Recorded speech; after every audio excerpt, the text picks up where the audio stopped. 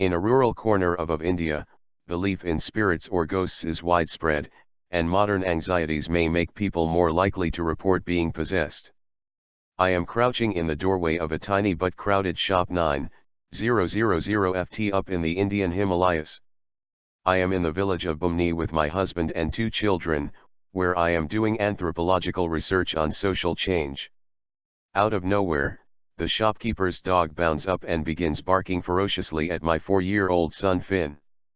It is a huge Tibetan mastiff, whose nighttime job is to protect the village goats from leopards. Finn, who is barely taller than the dog, is terrified, and begins to scream. While I try to console Finn, the shopkeeper disappears inside and returns with a very old woman. She heads straight for Finn, cradling some ash in her hands. Finn's eyes widen further as she begins to circle the ash over his head. She chants in a low voice, and blows into his hair. It suddenly dawns on me what she is doing. She thinks he was screaming because he is possessed. So now she is exorcising the evil spirit from my son's body. Finn is transfixed, and his crying gently subsides. Eventually, the shopkeeper looks at me and silently tilts his head. All he needs to say that it is finished, now all is well. There is a murmur of approval from the assembled crowd and we continue with our day. Spirit possession is a big issue in Bemni. There are times when villagers expect to be possessed, at weddings, or specially organized pujas, religious ceremonies.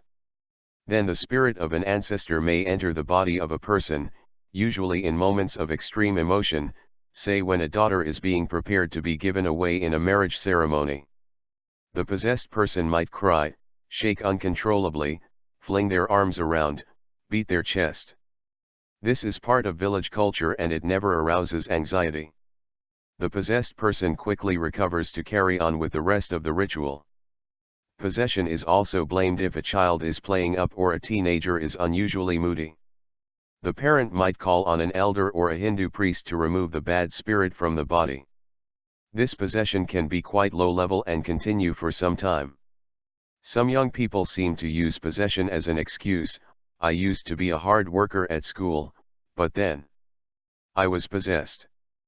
But what worries villagers more is to be possessed by an evil spirit, by the ghosts that dwell in the forest. These spirits can make them ill, or even kill them. One winter evening 4 years ago Mohan Singh met one such ghost.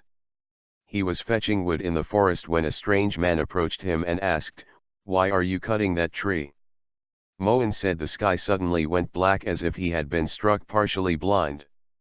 The man grabbed at his shirt. The palm of the ghost's hand was on one side of Mohan's body but his fingertips reached right across to the other side. The ghost's hair fell to his waist and was as thick as a child's arm. During the tussle the ghost changed in size, 1 minute 9 ft tall, the next the size of a chicken. Mohan felt like he was fighting for his life but eventually he broke free of the ghost, who instantly vanished. But he returned home with a high fever. "I was possessed by that spirit," he says. The fever only passed after he had slaughtered a goat in a special ceremony arranged by a Hindu priest. Such meetings are not uncommon. Our neighbor in the village once encountered a fox with a human head. Others tell of talking snakes guarding pots of gold. While the village itself is protected from ghosts by its many temples, the surrounding forests are full of danger. If someone returns late from working in the forest, people quickly start to worry that they have met a ghost. Villagers say ghosts only possess those who are already anxious and vulnerable and that is why they are particularly worried for their youth. People in Bemni are concerned about their future. Climate change and the village's isolation make it near impossible to make money from the land. Unemployment is a huge problem and people talk about feeling tension like never before.